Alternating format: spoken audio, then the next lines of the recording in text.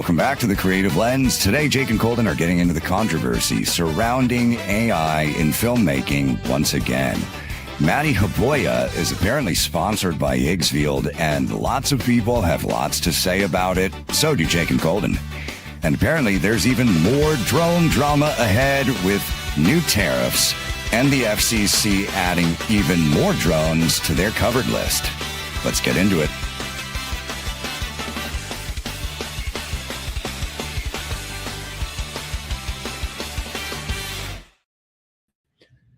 Yo, welcome to The Creative Lens. Jake, we were talking about this off air. I will apologize in advance if I drop off because apparently there is Bring Your Hurricane to Work Day today. It's my goodness. So if my audio, you just hear, it's, it's not construction. It's my house floating away. You pay a lot of money for those sound effects.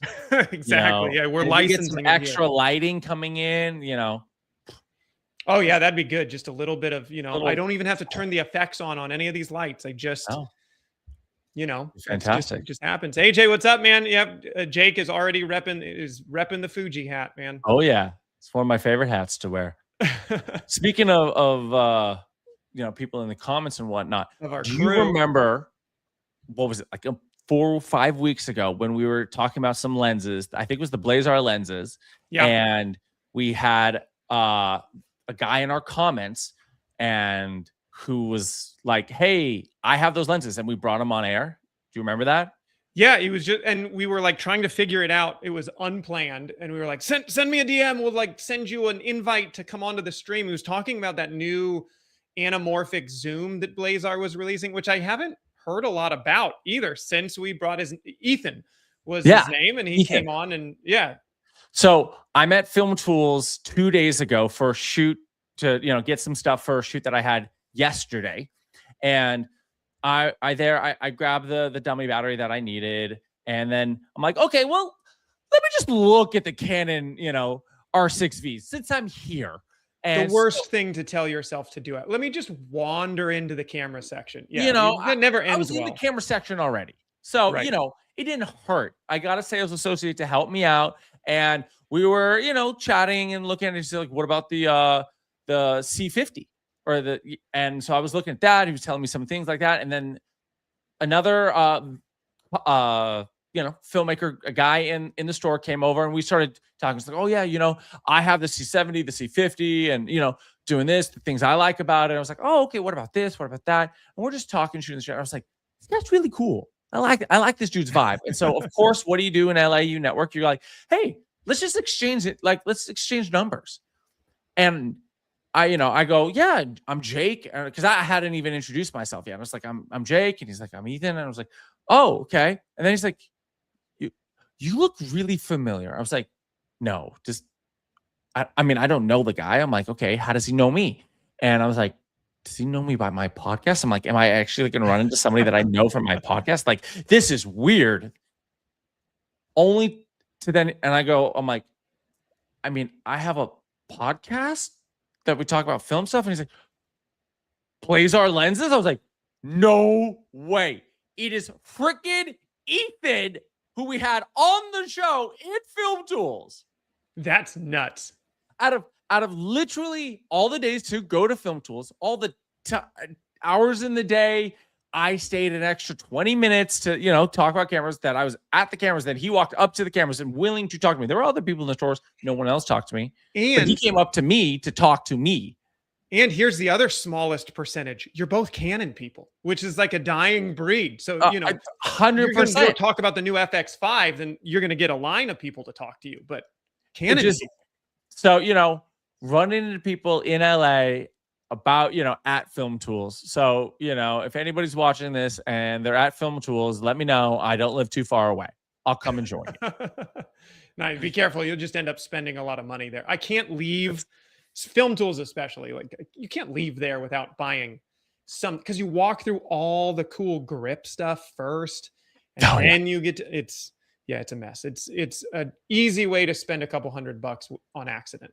Oh yeah, that's crazy. Awesome that you were like ran into somebody that we talked had with on the show community. Yeah.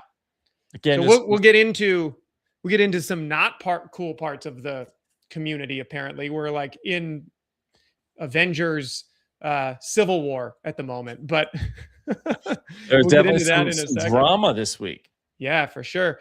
One thing that is not drama, I was like trying to put this show together, and I'm gonna be a little pessimistic today, Jake, and I'm gonna need you to help lift me out of the ditch of pessimism that I've been sitting in right now. And so that's your job. That's going to be your job. Okay. In comments, you guys are either going to help agree with me and dig me deeper, or you can help pull me out together. But I was looking for something interesting. So here's one interesting story. We covered the Ultra. Apparently the Luna Pro or is launching today. So if you guys are following that, I don't know if anybody is still in the market for these gimbal cameras. You know, we've had a full summer of them, but this is apparently coming. And it looks like it's got the same removable screen, which is cool. That they should carry over. The weird thing about this one, so we won't touch on it a whole lot, I don't have a whole lot to talk about, is they're choosing for only a Chinese launch right now. So it's only launch, because I was looking for our stuff. And so here you go right here. This is a China only launch. Globally, you know, Petapixel saying in the next month or two, unlike the Luna Ultra, which was just like, hey, boom, dropped it overnight just to kind of surprise DJI. But this will be interesting. I don't know. Do you have any thoughts on this? Like, do we need another gimbal camera? You know, they're doing the I think dynamic range. This is the Pro, which is the dual lens, if I'm not mistaken. No, no, you got that. Because see, look, here you go. That is this. The Pro will be the single camera. They already released the dual lens. That's the Luna. That's what Ultra. I'm so confused about. Yeah, that's this one. About this. The Ultra, we already covered and have talked about at nauseum. So this one is just the single lens version. You know, it's the Pocket 4 or the Pocket 3. It's just before we had all these dual lens things. This is what we were using. So, you know, I don't know. You know, I think you're going to get 8K, which is, if we're talking like some interesting specs, 8K up to 60. Yeah. So, I mean, again, this is another camera that can't do vertical. That's the only point, though. But if you scroll down again, where, you know, Petapixel is saying, like, you know, that no, too much. Whatever. They're aligned in saying that 8K footage that you can retain that 4K vertical, right? Yep. So you're still cropping, which in my opinion is like, it's fine. Like, look, I think it's if you're wanting to shoot for YouTube and like, you know, long form YouTube, but then also that you have your TikToks, obviously that's going to be a better way of doing it. I don't know why the vertical integration of the gimbals has been on the Mavics for 7 years, 8 years now. You know, I don't know why it's not, because those gimbals are the same size, if not smaller than these, the camera and gimbal situation, you know. So I don't know why it's not on, and even just the DJI stuff, like it continues to baffle me that they don't have that setting. And AJ, just so I'm seeing it too, 4K, you're still like, you already kind of have, that's what Petapixel's talking about here, and Jake was saying too, is like you already have 4K vertical. You just have to crop your vertical in from 8K. So you take half of the resolution off, and that's 4K vertical. What I want, what Jake and I are talking about, is the camera to actually natively turn vertical. So you get your full resolution, because if you can turn the camera and it's an 8K camera, then you should have 8K vertical, right? You should just be able to pick. But also just from a framing standpoint, as we all know, as horizontal shooters, as you know, DSLR, mirrorless, and cinema shooters, like it looks different when you crop from, because you frame it differently because of headroom. We had a conversation ad nauseum a couple episodes about the framing of vertical, and it's a different vibe. So, you know, I mean, we can continue to bitch and moan about it's just like you said, it's baffling. It's just confusing that is a a piece that missed R&D this cycle around. So maybe next cycle through, they'll figure out how to turn the camera. It's not the end of the world. And like AJ was saying, like if you get 4K, then you have a deliverable that's usable. It's just the framing and the usability. And honestly, if we skip this and go to open gate and you can just pick, that's just as good. I think we were talking last week, Jake, right? That my thought was dynamic range is the new protein of camera marketing. Yeah. But somebody in my comments was like, no, it's open gate. So and now I can't unhear that. So that is the protein. Maybe but I think one is open gate is gluten-free. an actual solution to that issue of like, can you shoot vertically and horizontally? Yeah, it's newer, but like to me, it's a viable solution to an issue that is an issue for us in the industry compared to dynamic range, right? Which is like, all right, that's not really an issue, you know, or certain things. They're buzzwords. I mean, my thought is they're all tools that you can use, which is great. Dynamic range is arguably more important than what your sensor is because that is how much information you can capture. But it's a buzzword. We'll get into Justin Phillips, but he put out a YouTube video kind of complaining about how the Pocket 4P is touting 17 stops of dynamic range and then comparing it to an ARRI. Those are very different cameras, you know. So one's using it as a buzzword, one is just a cinema tool that you're using for all of the reasons why you would shoot on an ARRI. Like those are not comparable. Yeah. So that's just an open gate similar, right? Like open gate is a buzzword that can sell more cameras. If you're using the tool, it's different and it's new. It's different, even though, you know, don't talk to panty shooters about, even though it isn't new, which is right. The rest of my sentence, Colden. Yeah. I was going to say that's every time you said, well, it's a new thing. I'm like, Sony, you know, it's new for these guys. And so they're like, woo. Yeah. Well, in fairness to Sony, they haven't done a lot of new since like the A7S. Yeah. They've kind of iterated on everything that they've done. You got other things to bitch and moan and complain about on today. Today's episode is the rant episode, I think. Today's episode, well, yeah. I wanted to bring it up last week because I was digging this hole of just FAI. Man, I've been so fed up with the sales pitch of AI.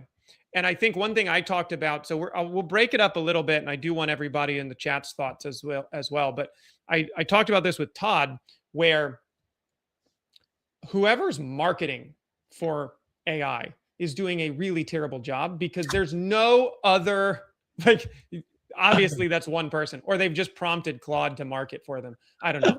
But the difference, like, it's an insane proposition to take two vowels, stuff them together, and then call any kind of data processing that has, you know, any type of technology the same two letters out of your alphabet. It's insane to me because there's to me innocuous, not super threatening artificial intelligence that's just a better Google search. Like ChatGPT is pretty good at, hey, take these 3 articles and kind of give me a summary about that. Or, hey, spell check this email for me. It's just check through the grammar, right? It's just a better paperclip from Microsoft Word 97. Exactly. That's not the same as flux capacitor 97 that's like, you don't need to make a video anymore. You can just prompt it.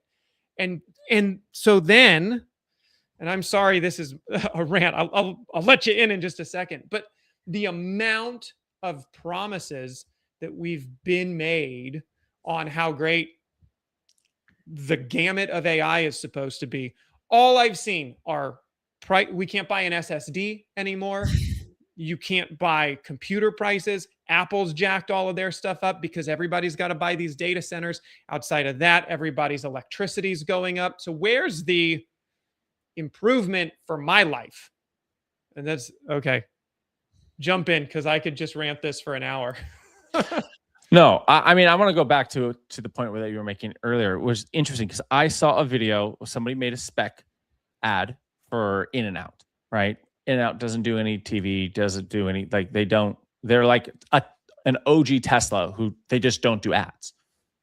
And I was like, and I was like, is this AI or is this great CGI? And I was just like, and then I saw at the bottom, then, I looked at the comments and it's like, yeah, created in Seed Dance or Higgsfield. I don't know, one of the AI things. It was an AI spec. And I was just like, because you could have shot a lot of that. You could have made the entire commercial actually for real. Mm-hmm. And yes, it would have been a lot of work and a lot of green screen, a lot of CGI, but it's like the blurring of the line even of like CGI versus AI. Like it's a weird thing. And so, but there's on the flip side, very funny memes of like my mom checking with me to see if this video is AI or not. And, you see the guy walking and looking at the phone. It's like, really, Mom? And then it cuts to the video and it's a horse riding a scooter down a street, like holding the scooter, pedaling. Yeah. You're like, definitely not. And, I send it to my mom and she's like, yeah, that is totally me. But it's an interesting, it's an interesting space because, it is getting better and better. Like there's an entrepreneur who talks about it and he says AI will never be worse than it is today. That's fair. And it is like, it's going to get better. What's your definition of worse? In the sense of like, it's only going to improve. Like in the sense of like, what's your definition? That's, and we can get into that. But like because what are you improving? That's that's kind of where I've asked is like, it's task. Whatever its task is to do. Look, because it hasn't solved cancer. This is all it's done is like, look at, you can make this horse riding a scooter. Like, well, to me, that is the lowest tier. Well, supposedly, no, there are, in the medical space that it has been able to diagnose, whatever. My point is, I agree with you to an extent where I believe that like two philosophies, which we've talked about many times, but I'll say it again for the new episode, is one, I adhere to the fact that AI makes dumb people feel smarter and makes uncreative people feel creative. And then two, I believe that as creatives, we should use AI to help us do the other shit that we don't want to do so that we can be creative. And, it goes back to the Seth Rogen clip, which is if you want to write, be a writer. Don't have AI write for you because you're not writing. You're being a prompter thing. You're not actually being a writer. The same way it's like, oh, well, my AI actor was in this movie. Well, you didn't act in it. Right. AI acted in it, and it wasn't you. It was just your face. It's also AI didn't act in anything either. But AI put together ones and zeros, but there's no humanity and no emotion. And so all you're doing, we'll get into this in a minute, I guess. That's my thought in terms of it. Now let's the actual, cost benefit analysis of it. Well, and I'll just here are a couple of graphs to prove my point. Nothing's better than a visual for this. This is just NVMe drives, a 4 terabyte drive over the last 18 months.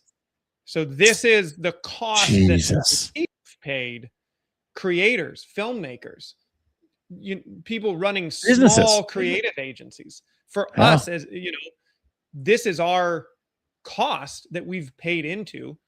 And again, at what point is there a benefit that is usable outside of just slop video? And that's what I'm, here's another one. Here's SSD drive, or NVMe rewind. This is RAM graphed out over the last couple of months. How much it's cost. Yeah. How much it costs for just RAM. Jesus.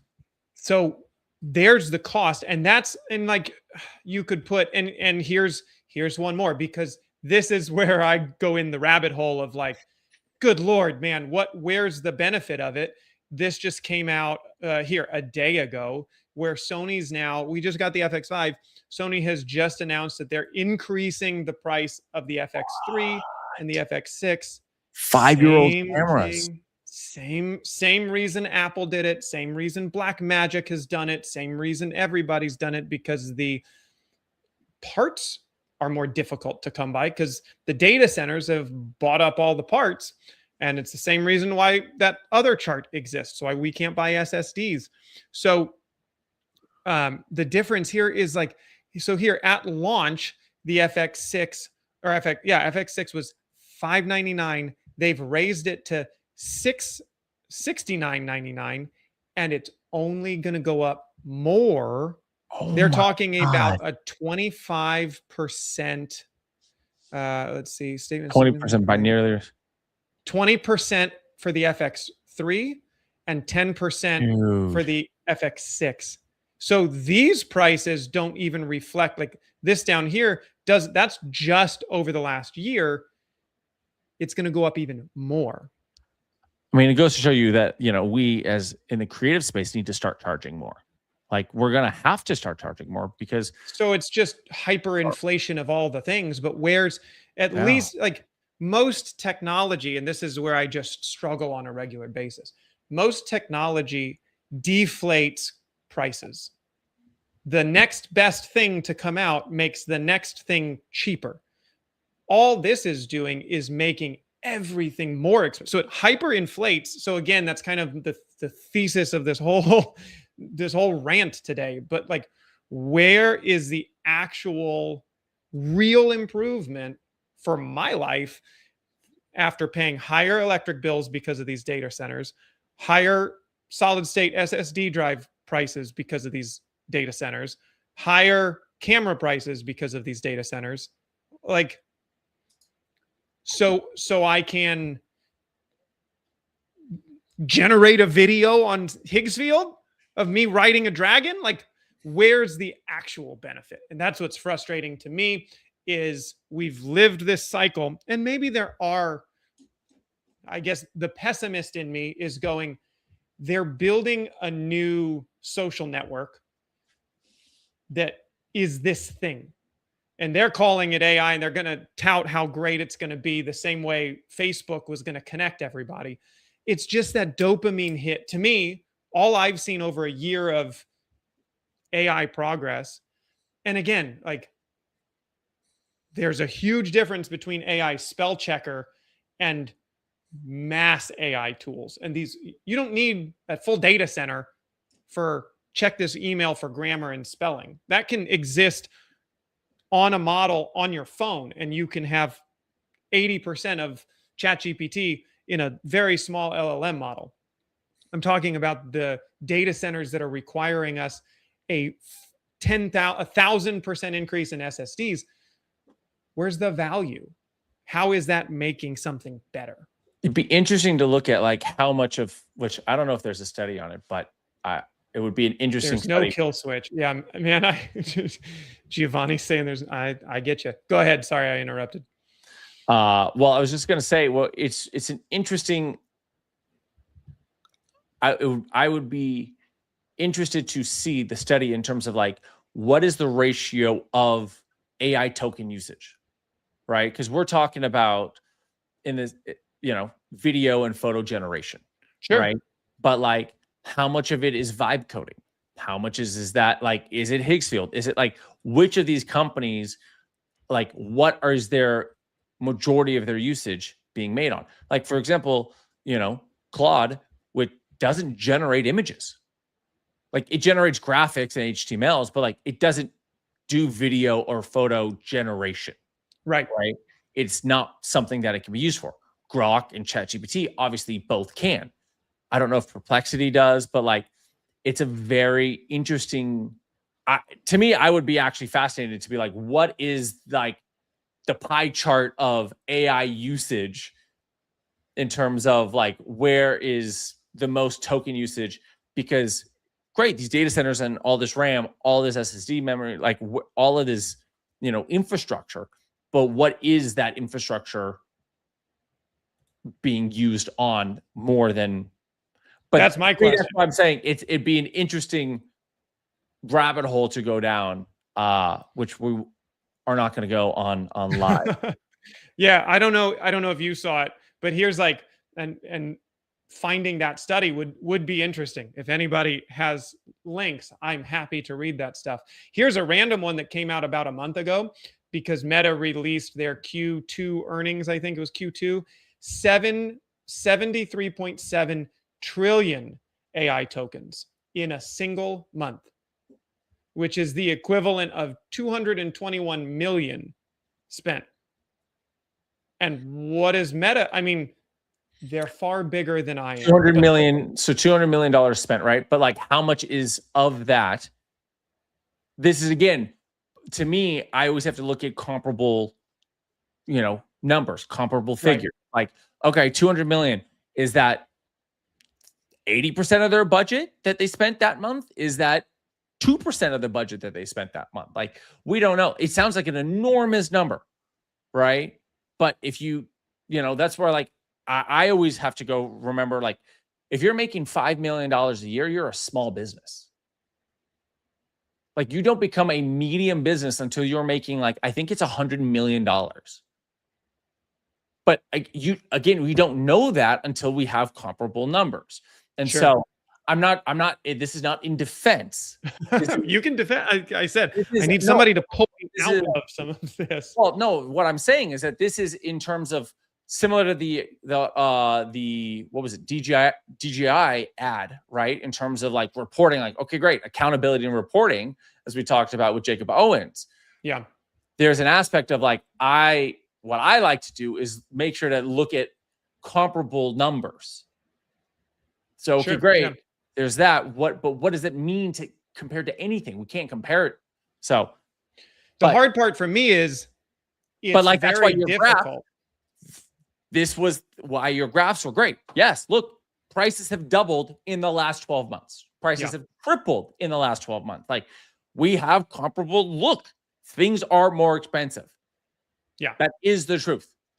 And that's where I look at, like, the things that seem to be in front of our eyes are things like Meta can spend $220 million a month on tokens, but didn't get $220 million better. Like, their revenue didn't generate, they didn't generate that. That was a burn.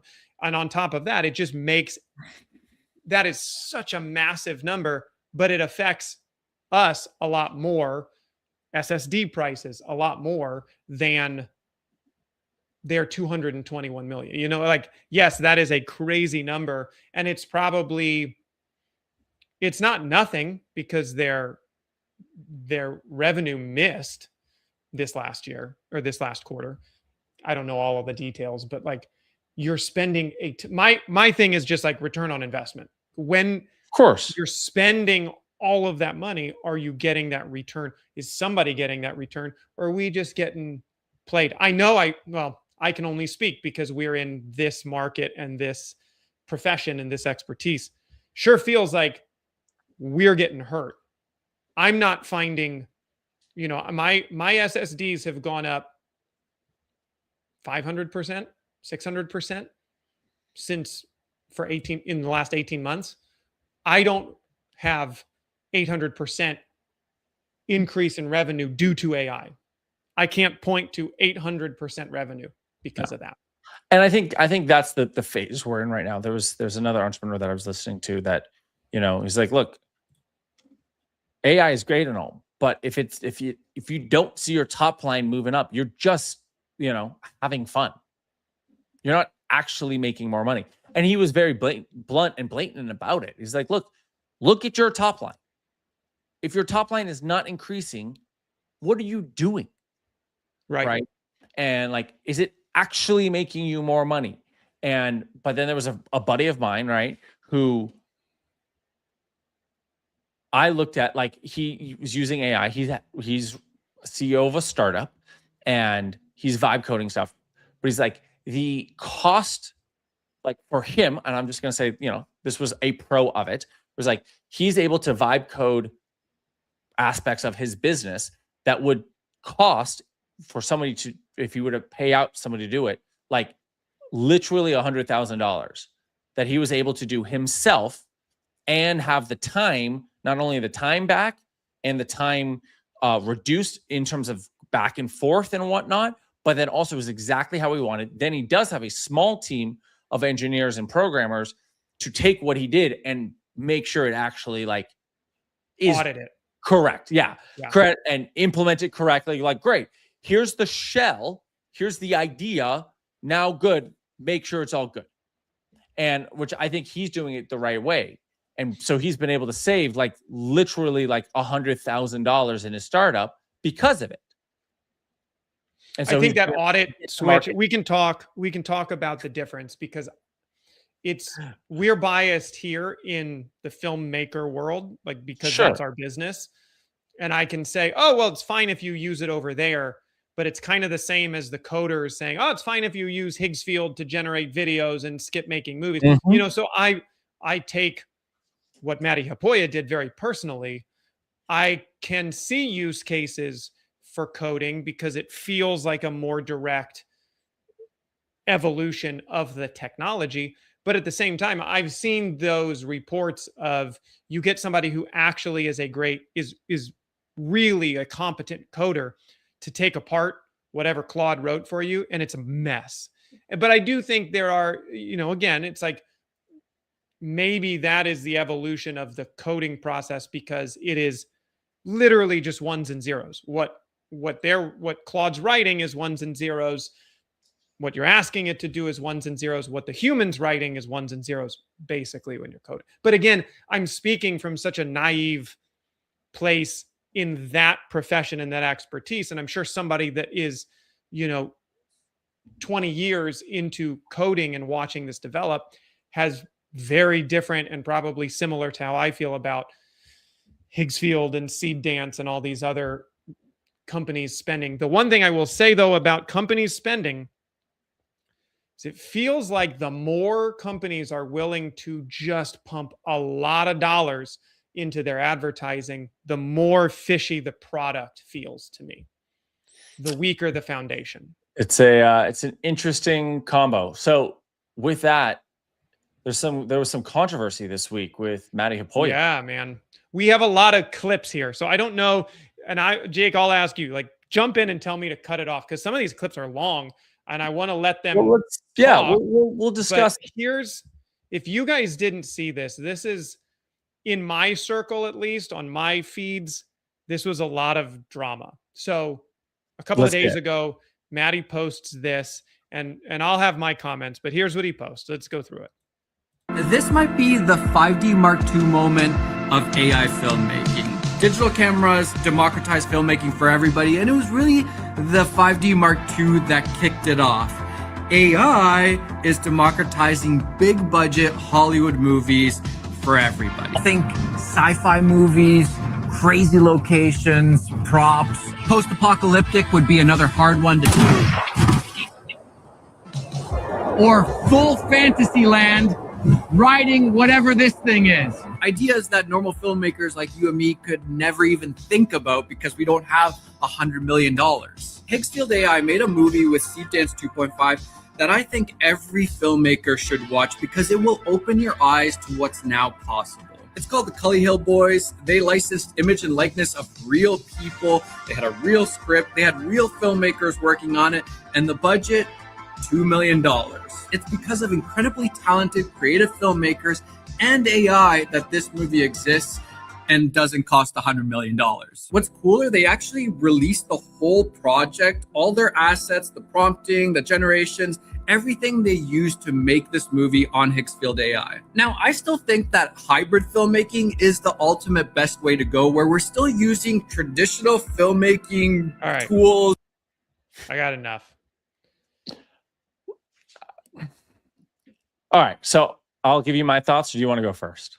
You give me yours. I got thoughts. So, as somebody who loves sci-fi, who loves big budget films, you know, it's very interesting because it is intriguing.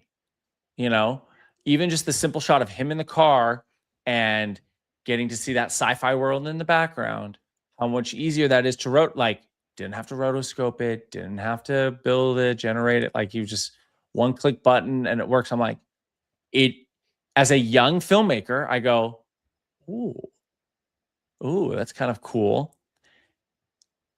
But then you go look at The Odyssey.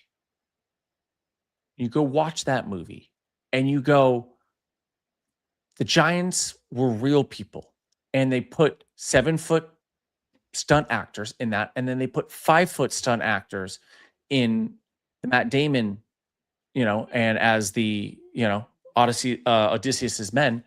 And they shot that forced perspective because they had a 2-foot height difference. And there's something unique and special knowing that everything in the Odyssey was freaking practical. The pig scene, fully practical. And like even the whirlpool that they have. Yes, there is CGI in it in the sense of, but they made a real whirlpool. How did they do it? They put a bunch of jet skis going around in a circle to create a whirlpool. Then green screen or just then rotoed them out and CGI'd it in to enhance it. And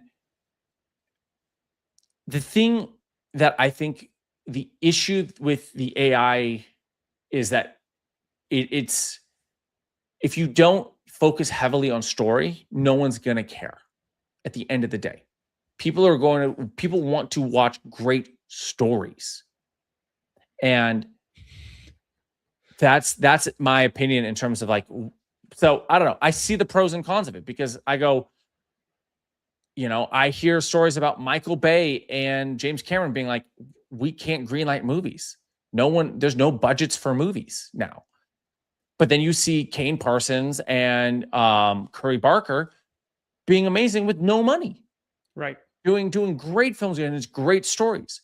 And so I think there's an aspect of just, it has to come down to great storytelling, great script writing on the TV. And look, can AI help execute to make certain things easier? Yes. Unfortunately, yes. But it's not going to get that human emotion and that human element ever. And will it fully take over filmmaking? People will and are making feature films, television shows, graphic novels, the whole nine. But will any of those ever compete with The Odyssey, with any of the great works of art? I don't think so. Yeah, I appreciate that take. My issue is I just saw the on a lot of it. Yeah. I don't know. I haven't seen the Odyssey. So did you spoil a whole bunch here? Well, I know if you hadn't read the book in 3,000 years, you had your option. You had your opportunity to. But okay, my issue, especially, so take somebody like, I just think it's funny. There's a lot of comments. We can go through everybody's commentary on it. We have our own. My inherent issue is the act of prompt generating is not the same as filmmaking. Filmmaking is a community and a team, and you're problem solving a lot of different things. You are telling a story, but it is about a community. Maybe it's only 6 people that make your short film, but that is get off the couch, have an idea, go make that idea with real people and execute that and problem solve as you go. The idea of sitting on your couch and typing something into your computer feels very different to me. And having Matti as somebody who has built a brand from selling products and cameras and like knickknacks of all the things that you need, all the gear, to then go and say, you don't really need any of that. Just generate it, sit alone in your, computer room and just type it out. And then it's good enough. That stuff to me feels disingenuous. And it just, if you're a coder and you can be like, look, we can take some of the filmmaking market share. Okay, I guess if you're a filmmaker who has 1 million followers of other people that enjoy the art of making films, you just took the bag, dude. The other thing that I think and other people have pointed this out as well, is it's just theft. It's good theft, and it's repurposed in the right way. You know, if you wanted to steal somebody's song and pass it off on Instagram or on YouTube back in the day, you'd slow it down by you drop the pitch. Maybe if you wanted to copy a clip, you'd reverse the clip. Okay, like there were ways of getting around it, but you were stealing, right? So all they've done, because this is this not the Blade Runner car and scene repurposed for him? Is this not Mix of that and Fifth Element? yeah, exactly. Is this not Walking Dead? Is this not the never ending story, but like with a weird, messed up thing? It's just theft of other good ideas that were brought to life with real people, whether it was CGI or not. And that's where the big difference is like CGI still involved people and artistic decision. This is just theft. To me, all this looks is theft. And I can't unsee that. So that's, you know. And that is the issue that I definitely know that, you know, we're running more into is literally the degradation of the art appreciation of our culture. You look at the community, get off the couch and go do something with some friends. I mean, look at what Kane did. Look at what Curry Barker did, just making videos with his friends. This is the hilarious, like the irony. A lot of people were pointing this out in Maddie's comments. It was like, this is his company that he's built, Human Video Co. The irony of selling Higgsfield while also saying we're the human video. I'm not the first one to point that out, but like that's a little ridiculous and ironic. And Justin Phillip is the one who I think has gone, and I like his stuff a lot. I do think he's one of the OG kind of filmmakers on YouTube and does a lot of work. He is credited and has worked on The Chair with Curry Barker. So he's done shorts. I mean, he works a lot, but he posted this just, and same movie that he here. references is an entire film, not just one or two shots. Here's my main issue with this whole video from Matti, right? Because he says, yeah, it's just about another tool to help us so we can get a shot we couldn't normally get. Well, if that's what it was about, that's what you would have shown us.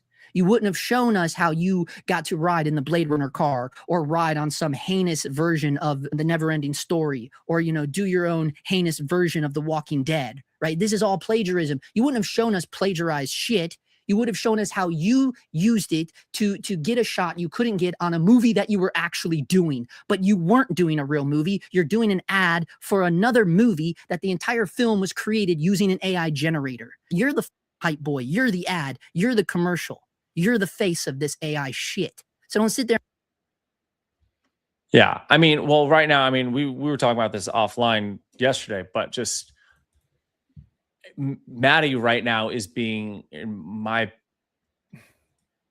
look, I've watched Matti on and off since the Peter McKinnon days. Obviously, Peter helped put him on a little bit like Drake in The Weeknd, right? You know, they're kind of OG came up together and whatnot. And you know, Matti helped produce what's his face? Is Daniel another YouTuber's Danny Gervitz's feature film. Matti helped produce it, you know, and maybe it's, but right now, all I see from Matti, you know, we put the show together every single week, and every single week I see another Matti Haapoja video posting, selling something. Just taking money and selling. And look, we're to divert this conversation just a little bit, but I think it's a very interesting thing, especially as artists, where we're like the balance between being an artist and an influencer. And they are two very different jobs. They are, right? Yeah. Like being an artist is you're making art. Where you and I have always gone back and forth. It's like, we want to be the guy who's working on set. We don't give a shit if we're getting paid from these brand companies. Granted, we're small, but like, as we get bigger, it's like, the goal is not for us particularly to be an influencer. If it makes sense, if it's aligned, great. But we're happy. We want to be working on sets and making great works of art, and work our way up to be making great works of art, or just even working professionals. Great. We're working on a great podcast. We're working on a great this. Great, working with great clients, making great content and great projects. And I think it's very interesting to see, having seen Matti, where he's just done a lot of ads. And it feels like a female with clothing or with makeup, and like, hey, check out this new thing. Hey, check out this new thing. Hey, check out this new thing. And look, no hate on him to, go get that bag. That's how he's feeding his family. If that's the business model he's doing, that's what he's doing. Okay, great. But like, it's an interesting, it's an interesting thing, because he came up like the rest of these guys on YouTube, either educating or showing people how to do things, and going a lot more now into the, like, I don't mind all the camera reviews and the camera promotions, but yeah, this one feels like a gut punch. A little bit, yeah. And since you brought up Peter McKinnon, this was one of my favorite comments on his video, which is like, once you see it, you can't unsee it. But Matti is when you order Peter McKinnon from Temu. Oh, I mean, even which is, yeah, and even up above, followed on Matti and Sam Colder in the same week for pushing. Oh yeah, I've got more comments to go into. Like, we can jump into some of these, but it was not kind. I think the hard part is, and like, again, small potatoes, but I just put out a lens review. Took me 3 weeks between shooting stuff, testing these lenses. I didn't get paid for it. They didn't send me the lenses. I bought the lenses, but I wanted to be able to put that out and put it together. 3 weeks of work. What would you charge a client for 3 weeks of work, Jake? Like, I get wanting to get paid for some of this stuff, but I also think that there has to be, and maybe it's just me. Maybe it's just literally, here's the line drawn in the sand. Some of these guys that are creatives or filmmakers, I mean, I don't count that as a filmmaker, but they're just advertisers. They have no moral compass of what money they'll take. They'll take money from whoever's going to pay them. I'm sure Higgsfield paid a ton of money to Matt. I'm sure it was a great bag for that. But to me, I find more value in people, because this is the hard part about what we do. It's a business, but it's also an art form. If you're a musician, it's a business. You got to make money. You got to feed the kids. You put food on the table, pay your mortgage, pay your rent, but it's also an art form.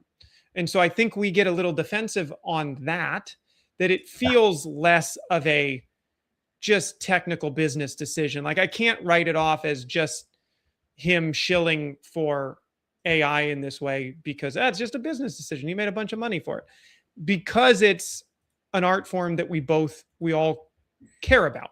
And we're fighting for it. It is really, it's a fight for it. You see guys like Nolan, like Tom Cruise, like these guys are going to war for this art form, putting their lives, like, I mean, there was a video, I forget where I saw it, but like, talking about how like Tom Cruise literally is putting his life on the line every movie, doing some crazy stunt for our enjoyment. For the art form. I mean, he enjoys what he does. He gets paid really well for it. Like, it's a little bit of all the things, but he doesn't have to, but he wants to do it for the art form of it, and to make sure that the film itself is unbelievably enjoyable, for the audience. But again, Nolan, why is he doing this? It's for the audience. Yeah. Like, what was it? There was somebody, like, I was like a producer breaking down. He's like, the theatrical run, you don't make the bulk of your money there. He's like, you make the bulk of your money on like DVD sales, streaming. Like, that's what you make, that's the secondary sale. Like, you're just trying to break even at the theaters. And Nolan pushing for theaters, he's technically losing money, in the scheme of things. And so it's like, these guys, at the end of the day, the great artists care about the art forms. And, it's just kind of like,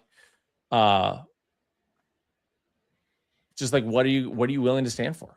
Yeah.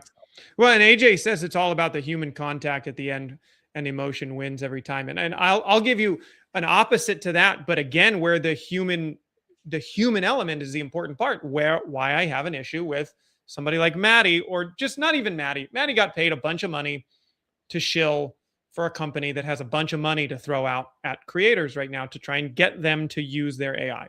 Fine. I understand it. I don't like it. Bill Lawrence directed Scrubs, right?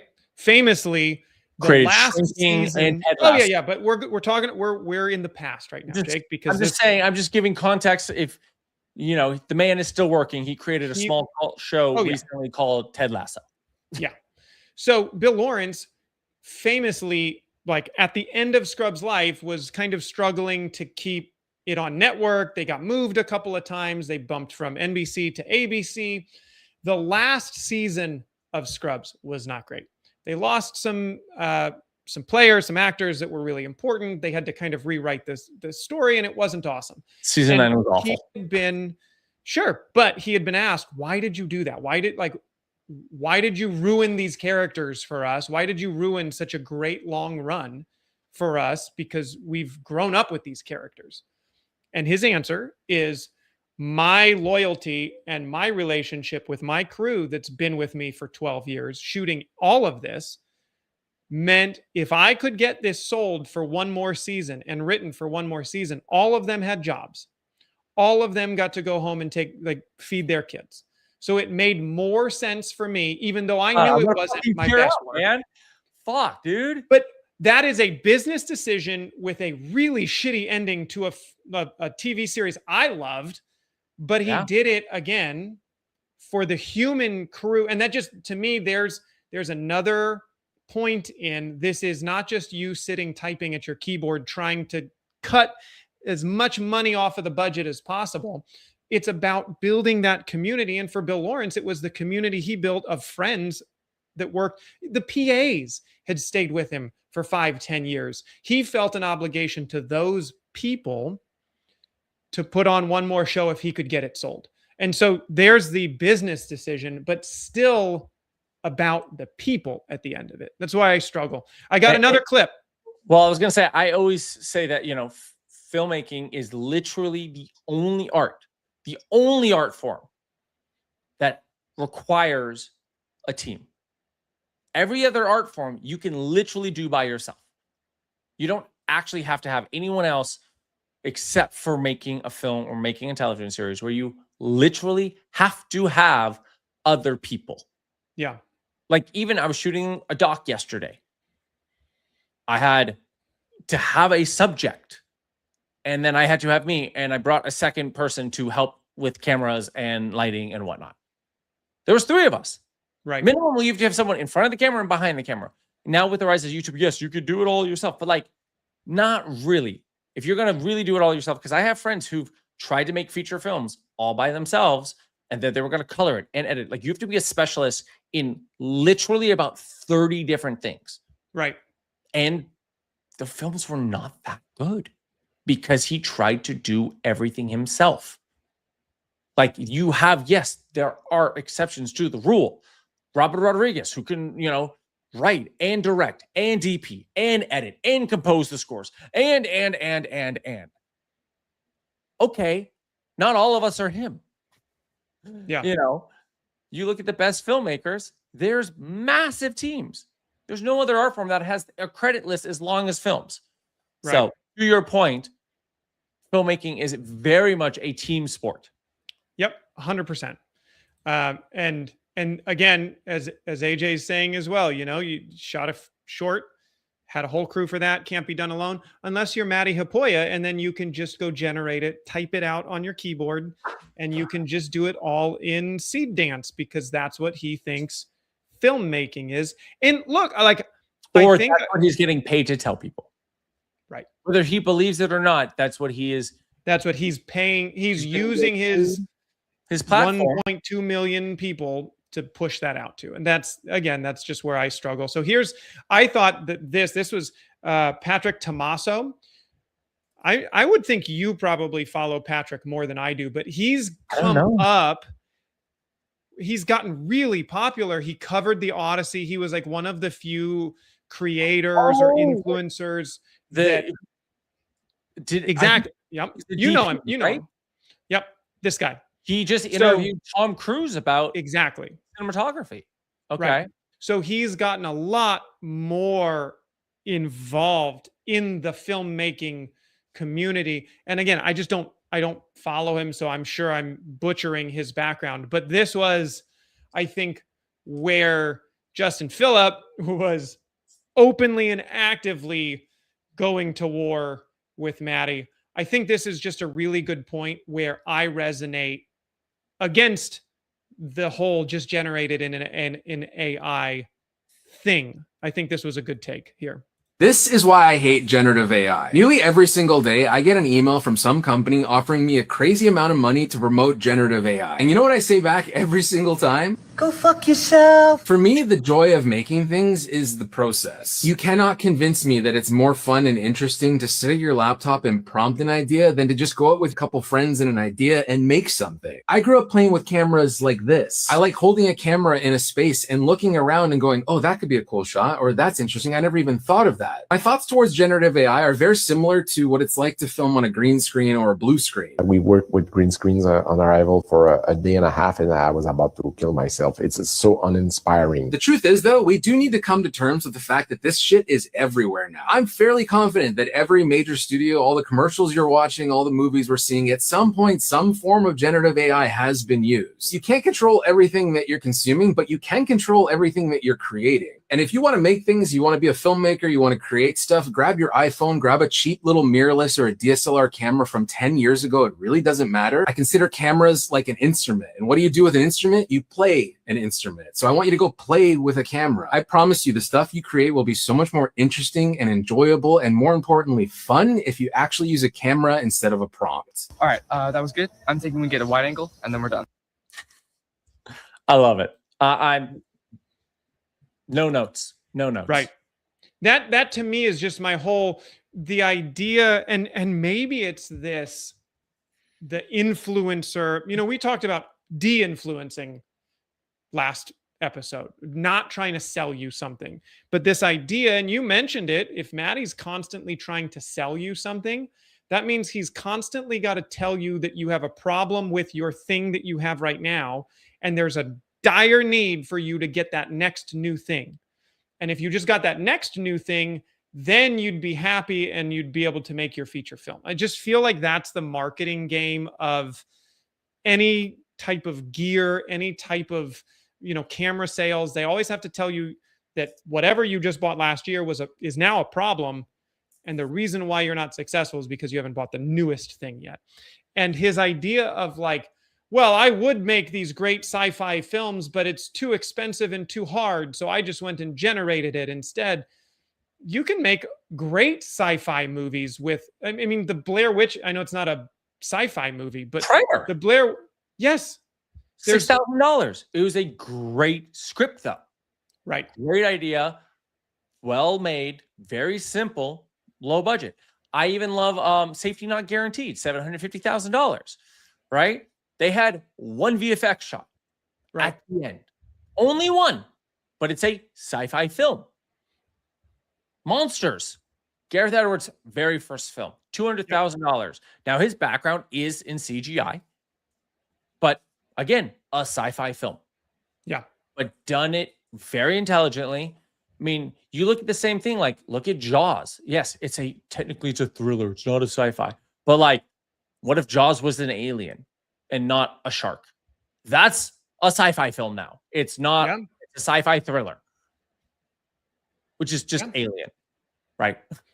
But just going out and shooting. And that's where, going back to Matti's opening line, which hilariously, I might have already closed that video. And oh no, I didn't. Here.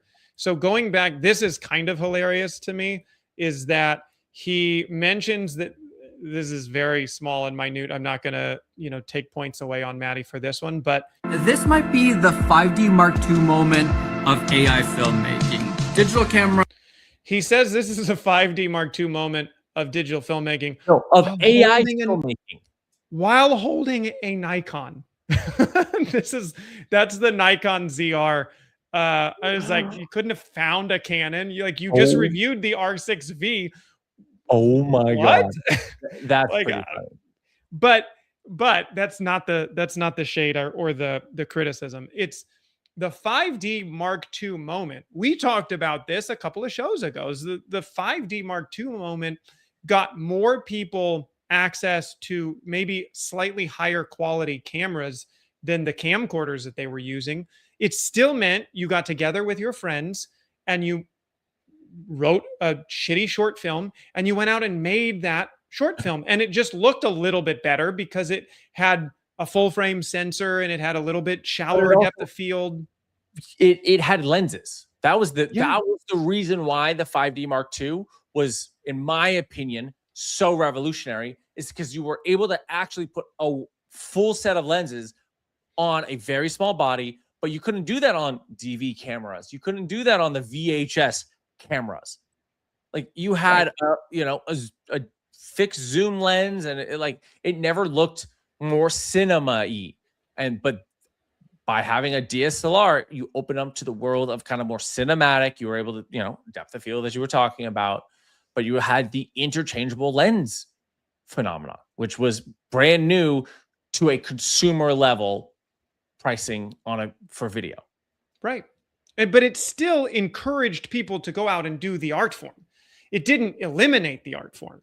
Just 100%. because you bought it, and it wasn't the same people competing. Like the guys that went out and bought a 5D Mark II were not also buying an ARRI Alexa or a Red One or the Panavision camera, like 35 millimeter camera. Like those were different markets. It just gave the people that were starting out a better, higher quality starting point.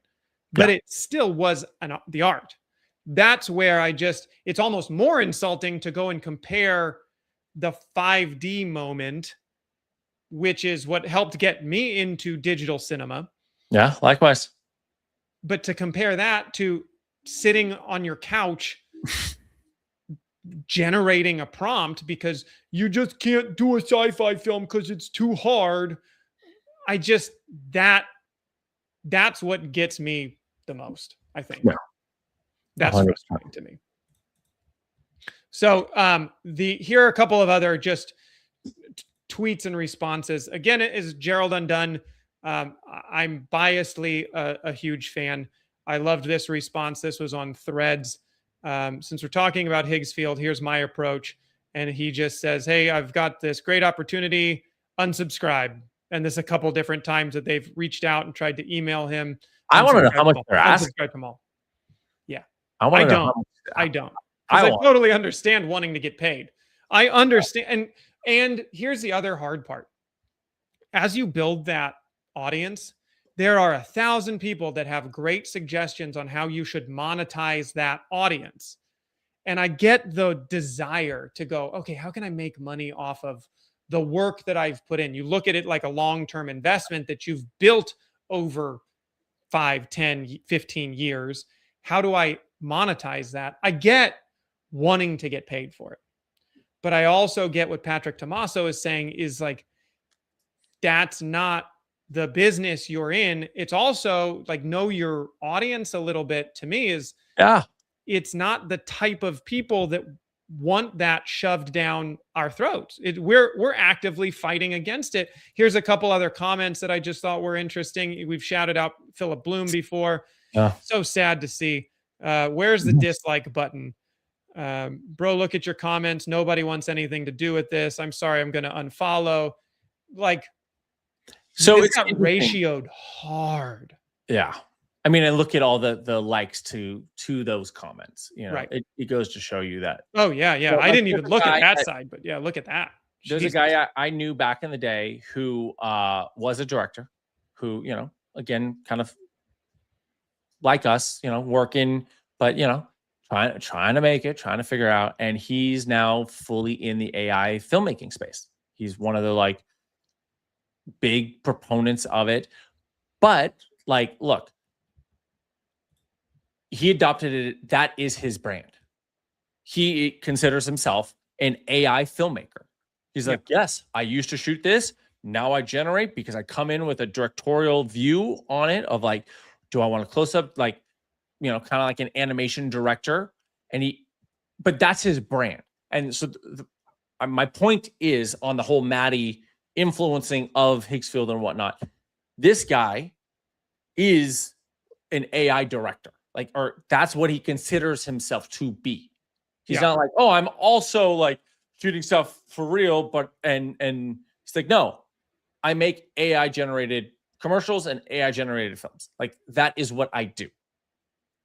And it's fair. There's an audience for that. And that's my point.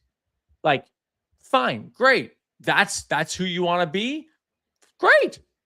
But Matti wasn't that. And that's the biggest, you could say, push back from us as an audience is that like, yo, bro, you were the go figure it out. Go have an adventure.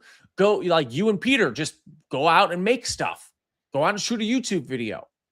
Yeah. And then, you know, go left field. Like that's the upset. Well, and again, it goes back to what I was saying is like, look at who's spending the most amount of money for who. And that kind of tells you what is going on a little bit. To me, the fact that they're paying these filmmaker influencers to try and get us, their audience, on board, signed up for Higgsfield to go generate your next thing. They're spending a lot of money on it. Yeah. And this was an interesting thing where, you know, I get it. I'm the first one to be defensive in my comment section sometimes. But I don't even understand this one where, you know, obviously a lot of negative comments here. AI has no place in art. So Matti responds, digital cameras have no place in art. Oh yeah, I saw that. What? What is that? That was the most like that. Can we go back to his shot about all the freaking cameras? Digital cameras. What do you mean digital cameras have no place in art? Like that is the most illogical, like that comment in my opinion pissed me off more than this AI video. A lot of his responses, he was apparently deleting a bunch of comments or trying to delete a bunch of comments. And then he would only respond to people either aggressively or that were like, oh, this is great. Yeah, thanks. I'm glad you thought so. And like that, but that one was weird. I get that you're trying to, I think it's wild unless there's some crazy contract that we don't know about. It's bad enough if I have to make a video for you. You want to pay me $500,000 to sell my soul? I come and talk to me. We'll do this podcast again once I've got the $500,000 offer. But if he gets that and they go, okay, just make our video for us. You got 1 million followers. Go tell everybody to join Higgsfield. Or here's a 3 video deal. You know, you're gonna have to make a 3. But why do you have to defend them in the comments? That's the weirdest. Like, honestly, if I got that much money and I had to do it, gun to my head, go make a video about Higgsfield, I'd be like, you're so right in the comments. Like, contractually obligated, I made your video, but I think it's stupid in the comments. Like, why do you have to go and defend? I get what he's trying to do. He's trying to say this is the next art form. And it's the same way that, you know, if you were shooting on 35, there was a lot of pushback from filmmakers, from people shooting on 35 and 16 millimeter film, from people trying to shoot feature films on the 5D. So I get the argument. It's just, again, one was a smaller, cheaper version of the product and the project and the crew and it was just a more attainable version. This is sitting in your tube socks at home, just typing your sci-fi movie, and you're not generating new things. You're only stealing from everybody's content that these models have been trained after. You're not making anything new. Oh, I came up with the angle and how to push the camera in. You didn't light the scene. You didn't choose the angle. You didn't put the camera there. There's no camera there. That camera was generated from 100 million other cameras that were all copied from other works non-consensually. Anyway, yeah, AJ thinks that comment's absurd as well. Thank you, man. I agree with me and you, and he's nuts. I fully support going and unsubscribing. This was, I don't know if you saw Cam. I can't play this whole thing because it is a long, drawn-out thing. But if you look in Cam's eyes right here, and I like Cam Mackey a lot. He makes great stuff. He looks so dead. So inside. dead. So dejected. Like he just lost his best friend. Like his best friend just passed away. Like, well, because everybody's hating on the AI shills. So it looks like there's a new Higgsfield campaign coming out with a bunch of YouTubers, and the discourse on threads and just all over the internet, people just attacking them. It's fair. It's like attack them away. But last night I posted on threads trying to help educate people that while they are attacking people for taking AI sponsorships, which once again is okay, that the real monster here. To me, this is just comment section. Please don't come after me. I'm just trying. Please just be nicer to Maddie, but please don't come after me. It's all okay. You're doing fine. Is the fact that you have companies like OpenAI and Palantir with super PACs that are funding politicians who are against regulating data centers and AI. And he goes into that. So it's a whole vote campaign. And I get that. But you're also like, for every super PAC that's trying to get a politician in their pocket, there's also Higgsfield trying to get a creator in their pocket. It's the same. Like you're the same thing. Look, you're playing 4D chess. It's trying to get market share. Look, all these companies are just trying to get market share the same way we are. Yeah. The same way this podcast is trying to get market share. Like you have to, and I think the annoying thing is, again, it's what we talk about. And I was on a podcast just this morning where it's like talking about brand, right? Brand is what are you associated with and what are you known for? And the upset is when you go against what you are known for. Yeah. And it's, I think there's a line in Hamilton. It's like, what do you fight for? What do you die for? And it's that. It's what are you willing to stand for and what are you willing to die for? And it's like, no, and you don't have to be aggressive about it. You look at Nolan. Yeah. He's like, I want to shoot stuff for real. I don't care. Tom Cruise, same thing. Denis Villeneuve, all of these guys. No, I want to do it for real. Let's do it. Why not? Let's do forced perspective. Let's do, intelligent way. How do we do this? But then you see a guy like Robert Rodriguez, who was massive and instrumental in pushing green screen and, visual effects. The same thing with James Cameron. Would you say James Cameron is a worse filmmaker than Christopher Nolan? No.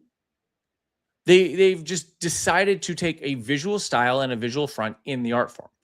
So, and again, it's just going back to what we talked about. At the end of the day, all this AI generation is based off of other education and stealing, and you're not actually doing the art form.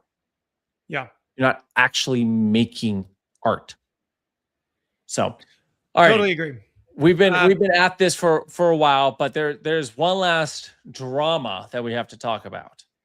Let's Are we not talking about that drama this week? I was going to say, man, we can push that because we have beat the AI thing to death, and we were going to talk about the DJI drama, but you know what, Jake? There's going to be more DJI drama next week. There's going to be more DJI drama tomorrow.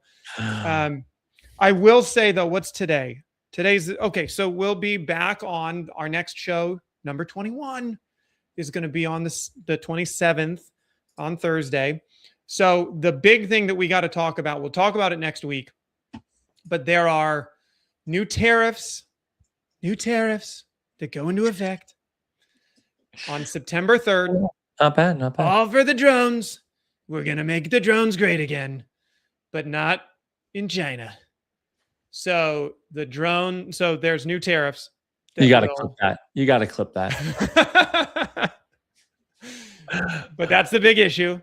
So if you're going to buy a drone, 25%. The crazy part is it's 100% tariff for heavy use drones, which really sucks for emergency use, agriculture, fire and rescue, like these people that need actually use drones. To be honest, like actually need the drones, not Yeah. you know, us as filmmakers. Like, great, having a drone is fun, but like, you know. But there are people, you want to talk about niches, like there are people that have built businesses and gotten, you know, gone through the FAA regulations, gotten their 107 Part B or whatever that. So it's still affecting business, even if you're not trying to, you know, spread fertilizer for your whole crop. Like if you're not an ag guy, you're still need it. And there's still 25, there's another 25% tariff that's being lumped on top of for consumer drones too. So we'll talk about more of that next week, but literally if you're looking to buy a drone, Jake, before next week, before September, hit that add to cart button. Yeah.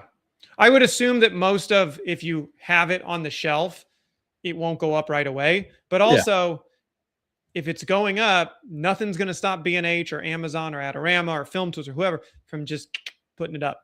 So again, another thing that's just making life more expensive. Yeah. But yeah, we can get into that more next week. So we can have more frustrating things to talk about next week. But you know what? I appreciate you. You didn't let me go fully deep in the hole of, you brought some good points to give Matty a little bit of grace, but go on. Yeah. But you know, I think he's after that bag. You know, I'm going to stir up some fake drama. You know, he's got, you know, debts with the Russian mob that he has to pay off. So he's got to, you know, make these Higgsfield shilling ads and then push the Canon 5R-V or R6V. Then next week, the Sony, you know, FX5, and then the week after the Fujifilm lenses, and then, you know, and then Higgsfield. Yeah. You know, he's got to push it all because he's got to pay back his debts to the Russian mob. Oh, that's a dangerous mob. If you're gonna triage your debts, you know, we can't hate Matty. He owes a lot of money. So all that underground gambling, he's got to pay it off. It'll do it to you. It'll do it to you. Off. I clip that one. That's good. That'll not start any drama or anything. All right, guys. Until the next one, Jake, thanks again for hanging out, man. And guys in the comments, thank you as always. We'll be back next week. Peace.